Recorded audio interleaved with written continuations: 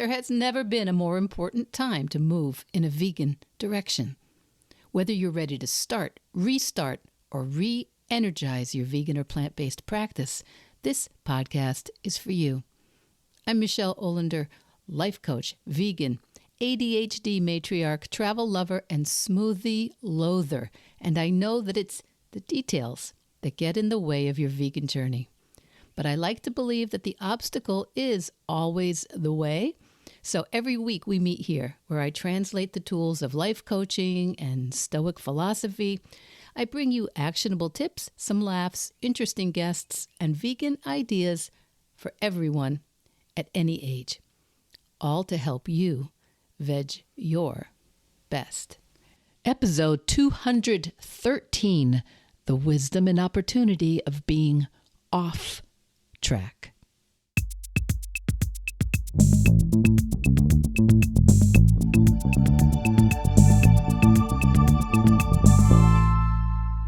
Welcome back, my Veg Your Bestie. Welcome back. If you can hear my voice, this is the sound of cough due to cold. And this week, I hope it doesn't sound too bad. This week, I want to talk briefly about on track and off track. On the wagon, some of you say, on the wagon or off the wagon. Because I'd like to suggest that no one is always on track with anything, and no one is always off track with everything. That's in any given area of life. All of us are off track sometimes in some areas, right? Just being human. And if you can figure out how to get back on track or stop falling off the wagon in any one area of your life, you can take that wisdom and apply it to all kinds of areas of your life. All of us have some idea of how we want to live, how we'd like to function, or how we want to run our homes or our businesses, how we want to share space and time with our friends and colleagues and family members, how we want to handle our personal grooming or style, or the gardens in our yards, or our fitness, or our community responsibilities or volunteering. All of us have ideas of how we'd like to be keeping up on the news or with social media or with far-flung relatives, how we want to be up to date with our reading lists, our theater, our creative projects. And some of us feel really off track. But what's the difference between people who are feeling very off track and people who get off track for all the normal human reasons, like being out of town or busy or distracted or sick in some portion of your life? Maybe you've been caregiving, or maybe you have a big project or a renovation or moving going on. What's the difference between those of us who feel normally off track and people who feel really off track? We had a week with our kids, and I want you to think about some part of your life, some aspect of your life where you don't worry too much about having gotten off track. And that's different for each and every one of us, right? Maybe you never get behind on your emails or correspondence or bill paying or tax preparation or laundry, but my guess is that you do get behind now and then in basically every aspect of your life. But in many of those parts of your lives, you know exactly what to do to get back on track. Maybe you throw in a load of laundry or do the dishes that are in the sink, or you go through the mail looking just for the bills that it might be in there, or you just pick up your phone and make a hair appointment, or you put on your shoes and you go outside for a short walk. Maybe you just empty the waste baskets into the garbage cans, or you make a shopping list, or you send a belated birthday card and say, "So sorry, I missed it this year." Maybe you ask a friend or a family member to give you a hand with something tomorrow morning, or you book your car in for an oil change, or you renew your driver's license. Yes, it's late, but you're getting it done. It's not that you are never off track, but in many areas of your life, you just know what the next action is that's necessary to get back on track. And in general, there's not a lot of drama or self-condemnation or overwhelm. It's just a matter of, whoa, I'm a little bit behind here. I'm off track. Time to clear off the counter. Time to empty the dishwasher, take the recycling out, compost the dead plants, make a dental appointment.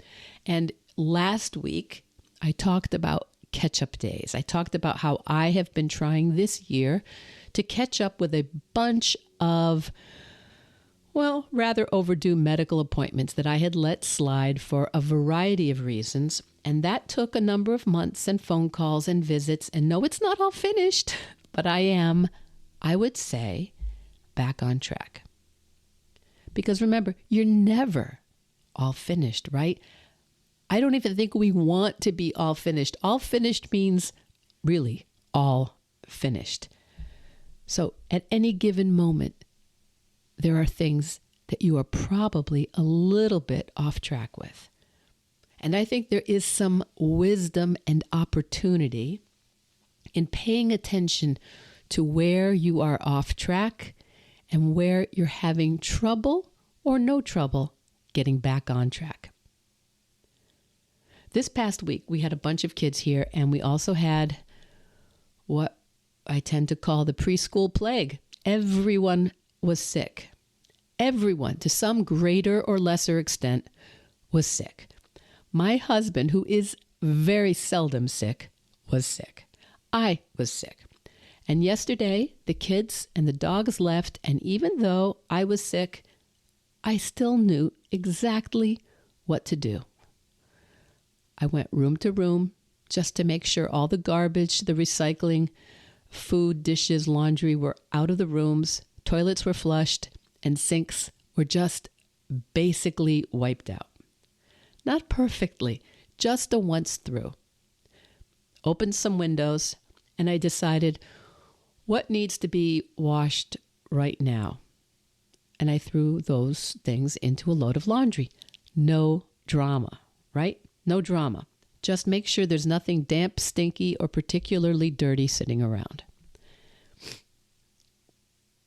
And because there was a house full, and I hadn't been feeling great last week, there was also a lot of work to catch up with on Monday morning. And that, my Veg Your Bestie, is where I do often have some drama, where I have historically felt a lot of drama, a lot of that, oh my gosh, where do I start? There's so much. My time's not my own. What's the point? Why did I even start this? I can't be mom/wife/grandmother and be a podcaster and a vegan life coach. Well, okay, that's been my historic area of I can't. I just don't know. It's too much. It's too late. Maybe if I were younger. And that's why last year I hired a life coach, and I think I've mentioned her a couple of times here on the podcast, Tracy Hoth. I hired a life coach who was trained in the same coaching program that I went through, because it is the coaching program I really respect, and I have experienced so much value from coaches in this program. But Tracy's specialty is in organization and systems coaching for other life coaches. Brilliant niche, actually. And that coaching that I've gotten with Tracy Hoth has been life-changing for me, because bit by bit, we have set up together a few powerful strategies, and we've discontinued together a couple dozen unhelpful strategies that I have used. And then with Tracy checking in with me periodically, I've kept at it. I've created a new practice. As I kept practicing these new, slightly awkward, but more powerful strategies, it's gotten easier.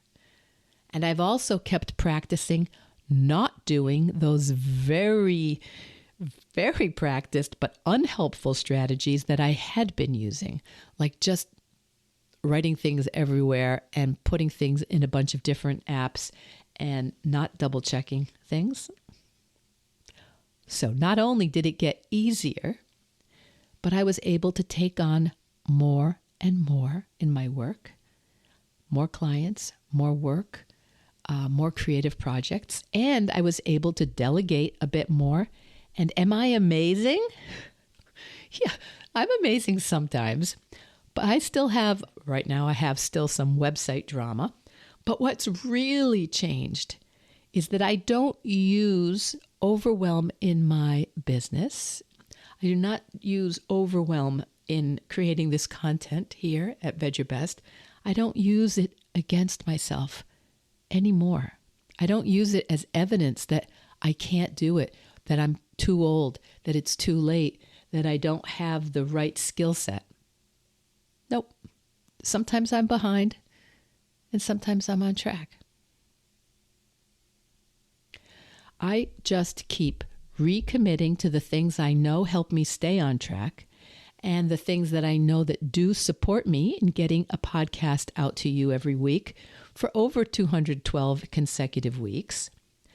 I just keep recommitting to the actions that have me showing up for my coaching clients and for all the people out there ready to start, restart, or re-energize their vegan or plant-based practices, because it's all just a practice, right? It's all just a practice. But in some areas, we have a lot of really effective practice, and in other areas, we just don't know how to do it yet. You know, a little over 4 years ago, I started this podcast. I started Veg Your Best a little over 4 years ago. I had an idea, but I had no idea how to do it. My idea was to aim a podcast at those of us in midlife or later life who also had an idea, who also had ideas but no idea how to do them, how to make those ideas reality. Specifically, in the case of Veg Your Best, it was aimed at people who had an idea to start or restart moving in a vegan or plant-based direction, or wanted to re-energize their vegan ideals by maybe creating a vegan business or an initiative or an outreach or taking part in some sort of personal activism. And over these 4 years, I have had the opportunity to witness so many of you, all the amazing different ways you have harnessed the energy and connection that comes with a vegan lifestyle to create something all your own. And if you're still just in the beginning phase of it, please, I want you to know how excited I am that you are at the beginning phase of it. Don't judge your before against somebody else's after, okay? This is an exciting time if you are just starting a new idea. I am proud that I had that before, that idea that I didn't know how I was going to create. So, if you know in your own life, you know that you get off track. But in some areas, you know in your life, you just know how to get back on track, right? You know how to make the next best choice that gets you going. How you know exactly how to clean up the mess or get the traction you need. But maybe there's an area or two in your life where you find yourself off track, and that isn't just being off track. It's like a metaphor for everything that's ever been wrong in your life. It's the proof of your personal inadequacy. Okay, maybe I'm being dramatic because that's just me. In the areas where I am excited to make forward progress, but I just keep ending up in the same place, I make it mean all the things that are wrong with me. It's that all or nothing mindset that we have talked about so many times on this podcast. And the thing is, most of us don't have it in every area of our lives, but most of us have it in some area that really stings. You know, we have it in some area that really hurts, that we really use against ourselves. And we experience that feeling of being off track, of feeling behind, feeling lost, and we interpret it as, I'll never be able to. It's too late for me. I'm just not capable. It's never going to happen. But if you can figure out how to get back on track or stop falling off the wagon in one area of your life, if you can see how to get back on track in those no drama areas of your life, you can take that wisdom and you can apply it to all kinds of areas of your life that really matter and really excite you. So this week, I'm inviting you to notice what that is in your life. What do you notice that you've gotten backed up on or off track with, and you just get on with it? You know just what to do to get caught up. And what other areas of your life, when you fall behind, are you tempted, or do you actually just blame yourself? Or worse, do you just say, that's not for me, and you give up? I'm here today to suggest that there is a way to restart and re-energize any area of your life that feels off track and matters to you. Please don't give up, because if it matters to you, it really matters. It really matters. I want to encourage you to try coaching. And if there's something that you feel you need to accomplish or get on track with before you can focus on your plant-based or your vegan practice, let's do that. Let's do that. Every time you figure out how to get back on track or stop falling off the wagon in any one area of your life, you can take that wisdom and you can apply it to all kinds of areas of your life. I have said that at least 4 times in today's episode, and that is what I want you to hold on to. It's not bad news if you're off track. It's not. That's an opportunity. There's wisdom there. Because when you figure out how to get back on track or stop falling off the wagon in all those other areas of your life that seem to somehow get back on track pretty easily, please, you can take that wisdom and you can apply it to all kinds of areas of your life. So bring that consciousness to your world this week as you're going forward. Bring that consciousness to your life and to your plans. In any given moment, we feel on track in some areas and we feel off track in others. It's just a normal feeling that comes with real life and being human. I want to encourage you not to make that feeling of off track mean something about who you are, what your destiny is, and what you're capable of. What would you be doing right now if you hadn't stopped? Coaching is the most effective way I know to get that traction and blow your own mind about what you can still do, even at this point in your life. Whatever that point is, it's not only okay that you don't know how right now. It's exactly how new things work. I would love to work with you and be your coach this season. Please reach out. All the links are in the show notes. You don't need to do any of this alone. And in the meantime, make the next best choice and just veg your best. Veg Your Best podcast production, music, and editing by Charlie Weinshank. Thanks, Charlie. Before you go, it would mean so much to me and the Veg Your Best team if you would hit subscribe, leave us a 5-star review, or share with someone you think might be interested. Something about algorithms, it helps bump us up a little in the rankings, and that's the best way to help others find the podcast and for us to find our audience. So, until next week, make it easy and veg your best.